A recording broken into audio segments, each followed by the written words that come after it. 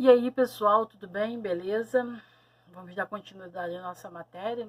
Nós vamos falar hoje, pessoal, sobre um dos grandes pintores do movimento cubista, praticamente o pai desse movimento. Pablo Picasso é um dos representantes mais importantes da nossa cultura, né? Da nossa pintura. No século XX, um dos maiores expoentes da arte moderna vai ser Pablo Picasso. Ele foi um pintor, escultor e desenhista que influenciou e transformou o rumo da arte. Aquele que aos 13 anos de idade ele já pintava, já fazia os seus rabiscos, né? E antes de completar 20 anos vivendo em Barcelona, ele conheceu e conviveu com artistas, entre eles Toulouse, que montou com Casa Gemas um ateliê. Em seguida, ele vai mudar para Paris e vai fazer suas principais obras e vai pintar muitas obras em Paris.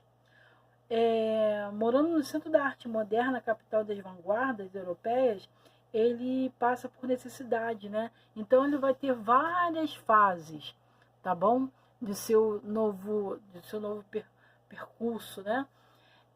Um dos principais quadros de Pablo Picasso, que a gente não pode deixar nunca de falar, né? É Les Demoiselles de Villon, de 1907, né? Que devido ao seu pioneirismo do marco do cubismo. Pablo Picasso também, além do cubismo, ele teve uma fase também que é da pintura africana, que aqui, se vocês observarem, tem uma máscara africana aqui. Ele acrescenta em Demoiselles de Villon essa cultura africana, né? Que faz com que dê um toque a mais, né, nesse quadro. Outro que também não pode deixar nunca de se falar é Guernica, de 37. Guernica é uma severa crítica ao fascismo de Hitler, em exposição no Museu Nacional do Centro de Arte da Rainha Sofia, em Madrid. Guernica é uma cidade espanhola no qual Picasso foi convidado a pintar essa cidade. Só que, ao invés de Picasso pintar essa cidade com as belezas, né, da paisagem em cena, o que Picasso fez? Picasso desenhou, pintou os horrores do ataque dos soldados nazistas de Hitler à cidade, que foi a destruição. Se vocês observarem, aqui tem esse teor de sofrimento. E ele acrescenta, nessa obra, ele acrescenta também os touros, que tinha muitas... não vou recordar o nome agora. Touradas. Tinha muitas touradas lá em Barcelona, que são representantes principais, né, daquela cidade, e cavalos, no qual ele também gostava muito. Picasso ainda retrata ainda aqui a luz, que quer dizer a felicidade, que quer dizer a esperança, a chama da esperança, né? Aqui também tem uma vela onde ele representa tudo isso também. E uma curiosidade desse quadro é que quando os soldados alemães entram no ateliê de Hitler, quando os soldados alemães entram no ateliê de Picasso, eles veem esse quadro na cabeceira da cama de Picasso e eles perguntam se foi Picasso quem pintou. Picasso responde: não, foram vocês. Porque, na verdade, os soldados perguntam: quem fez? Aí o Picasso responde: vocês. Mas o soldado estava se referindo à obra, né? À obra artística. E Picasso estava se referindo à trágica e violento ataque à cidade. Isso é só uma observação a esse grande quadro, Guernica. Picasso teve várias fases na sua vida. Teve a sua fase rosa e a sua fase azul. Essas fases eram de acordo com seu instinto de pintar, sua forma, seu modo de estar feliz ou triste na ocasião certa.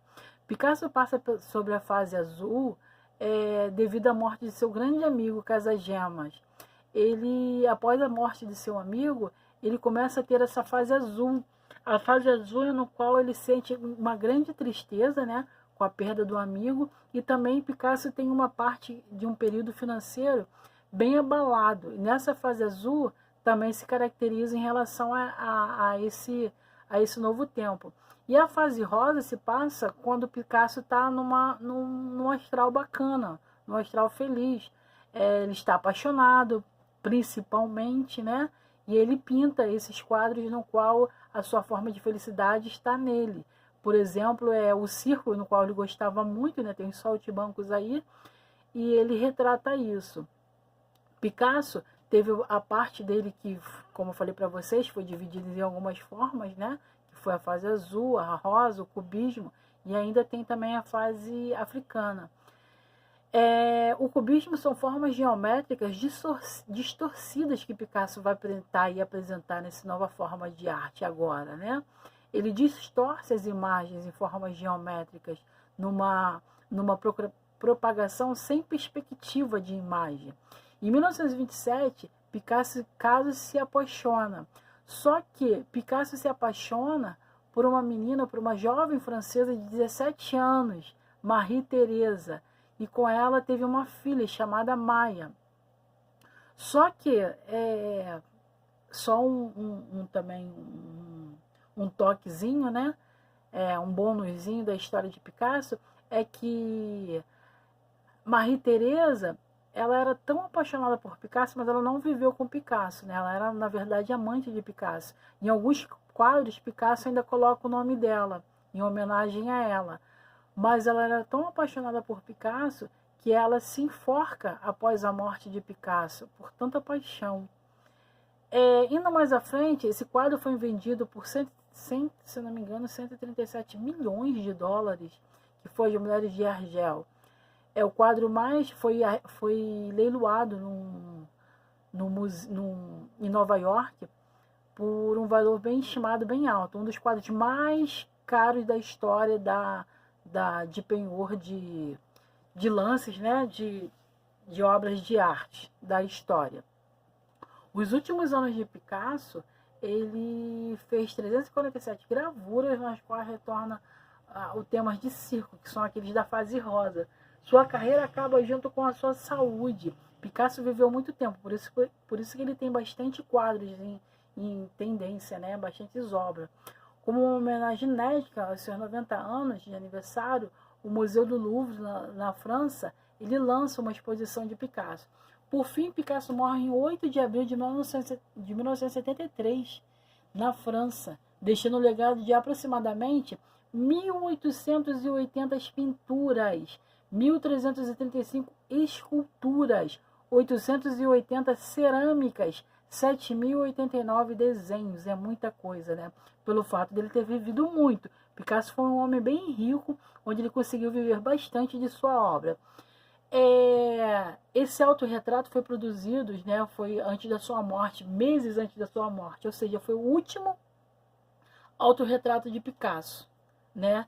E eu não podia deixar para falar para vocês o seguinte, é que Picasso tem uma das características bem interessantes, que é o seu nome. Ele tem 23 palavras, que é o seguinte, Pablo Diego José Francisco de Paula Juan Nepomuceno Maria de Los Remédio Crispim desculpa, gente, Crispiano Santíssima Trindade Rui Picasso, né? Bem grande, né? Perdão, gente. Bem grande, né? Galera, eu vou ficando por aqui, tá? Foi só uma curiosidade, alguns bonuzinhos pra vocês. Beijo, fiquem com Deus, até a próxima semana. Não deixe acumular matéria, qualquer coisa eu estou no WhatsApp, qualquer coisa eu estou na plataforma, é só deixar a pergunta que eu responderei todas elas, tá bom? Beijo, galera, fiquem com Deus e até a próxima semana.